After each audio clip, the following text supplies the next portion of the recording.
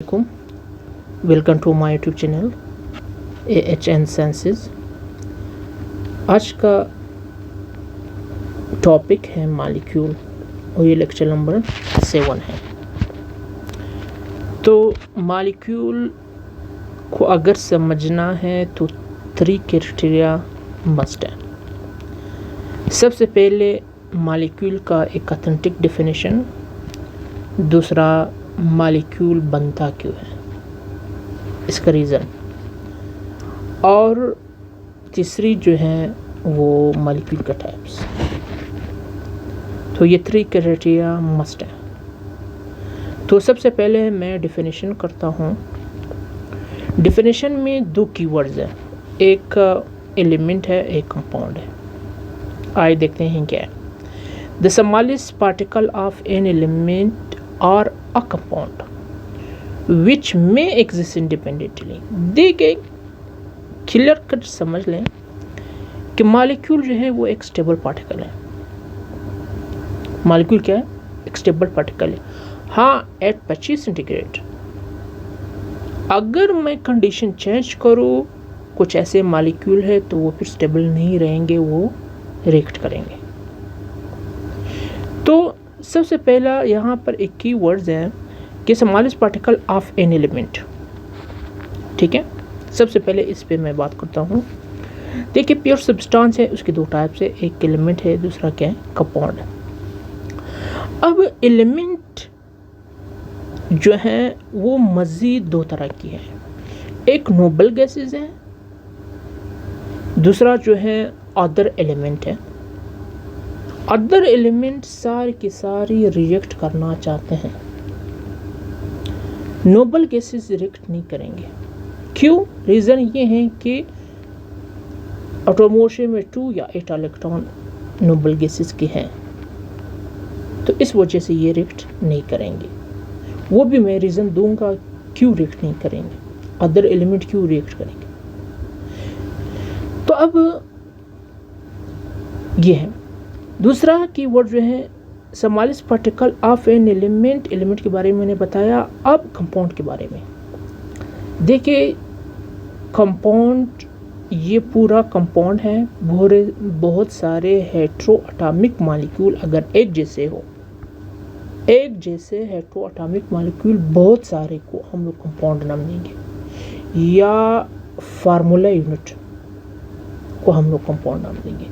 तो फार्मूला, बहुत सारे फार्मूले यूनिट को हम लोग क्या नाम देंगे? कंपाउंड नाम देंगे। अब देखिए, यहाँ पर मैंने कोवेलेंट कंपाउंड लिए हैं, तो इसकी ये एक NH3 जो है वो इसको मॉलिक्यूल नाम देंगे, पूरी को हम लोग क्या नाम देंगे? कंपाउंड नाम देंगे। तो ये मॉलिक्यूल जो है ये स्टेबल स्मॉलेस्ट पार्टिकल हैं कंपाउंड का। क्लियर? I think so. तो यहाँ पर एक और बात है कि हीलियम है, ये जो है उन एलिमेंट्स में है जो स्टेबल है। तो एक हीलियम को एटम भी नाम देंगे, ये मोनो एटॉमिक मॉलिक्यूल भी नाम देंगे। क्लियर? दूसरा कॉन्सेप्ट ये है कि फॉर्मेशन ऑफ मॉलिक्यूल। मॉलिक्यूल बनता क्यों है? देखिए, मॉलिक्यूल सबसे पहला रीज़न ये है कि नेचर में ईच ऑफ एवरीथिंग वो स्टेबिलिटी अचीव करना चाहते हैं। ठीक है, तो एटम अनस्टेबल है। अनस्टेबल क्यों है? बहुत बड़ा रीज़न है इसका, अनस्टेबल क्यों है वो भी मैं बताऊंगा। देखिए, एक लो लेवल रीज़न भी मैं बताऊंगा, हाई लेवल रीज़न भी मैं बताऊंगा।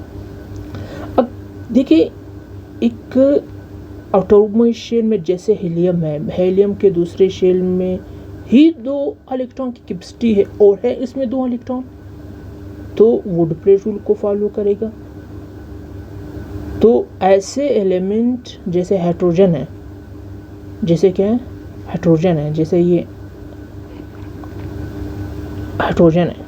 अब हाइड्रोजन अनस्टेबल है, जब एटॉमिक शेल में 1 इलेक्ट्रॉन, जब ये बॉन्ड बनाएंगे तो 2 इलेक्ट्रॉन आ गए एटॉमिक शेल में, क्योंकि एटॉमिक शेल में ही 2 कैपेसिटी है इलेक्ट्रॉन की, क्योंकि 1s है पहले शेल में 1s सब शेल है। ठीक है, अब अदर एलिमेंट जो है उसके जो है एटमॉस्फेयर में 8 इलेक्ट्रॉन नहीं है, तो अब एटोमों शेल में 8 इलेक्ट्रॉन लाने के लिए वो बॉन्ड बनाएगा, या आयनिक बॉन्ड या क्या कोवेलेंट बॉन्ड। ठीक है, पहला रीज़न इसका ये है। अब क्वेश्चन ये बनता है क्यों 8 2 इलेक्ट्रॉन।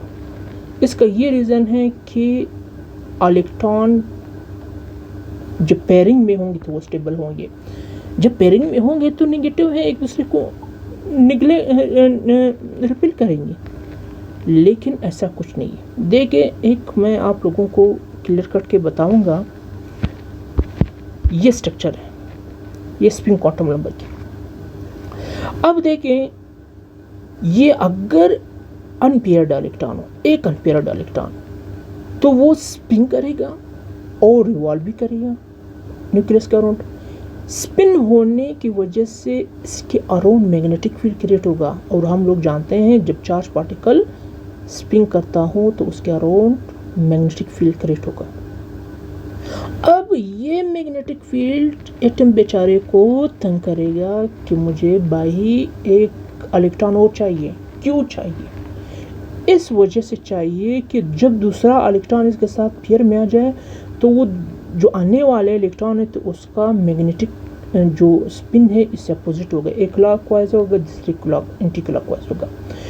तो इन दोनों की जो मैग्नेटिक फील्ड है, अब ये मैग्नेटिक फील्ड है, ये जो है क्या है मैग्नेटिक। अब मैग्नेटिक फील्ड का डायरेक्शन क्या है? यू है, एन से एस की तरफ, नॉर्थ से साउथ की तरफ। अब नॉर्थ से साउथ की तरफ दूसरे इलेक्ट्रॉन का है, तो अब ये मैग्नेटिक फील्ड का डायरेक्शन यू है और इसका डायरेक्शन यू है, तो ये एक दूसरे को क्या करेगा? कैंसिल करेगा।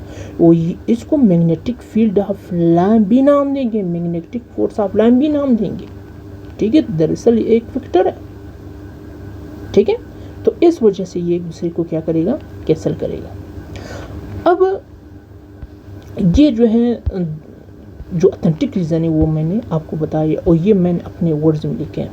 ठीक है, टू अचीव 8 इलेक्ट्रॉन और 2 electrons in the outermost shell, but why क्यों 8 और 2 इलेक्ट्रॉन? इसका रीज़न ये है कि इसकी जो कैपेसिटी है मैक्सिमम या 8 होगा या 2 होगा। अगर पहले शेल की बात किया जाए तो 2 होगा, अगर दूसरी की बात किया जाए तो फिर 8 होगा। ठीक है, जैसे H2O में जो ऑक्सीजन है वो 8 इलेक्ट्रॉन लाना चाहते हैं, और हाइड्रोजन जो है वो 2 इलेक्ट्रॉन लाना चाहते हैं अपने एटोमोशन में, तो इसके बदले में क्या बनता है? मॉलिक्यूल बनता है।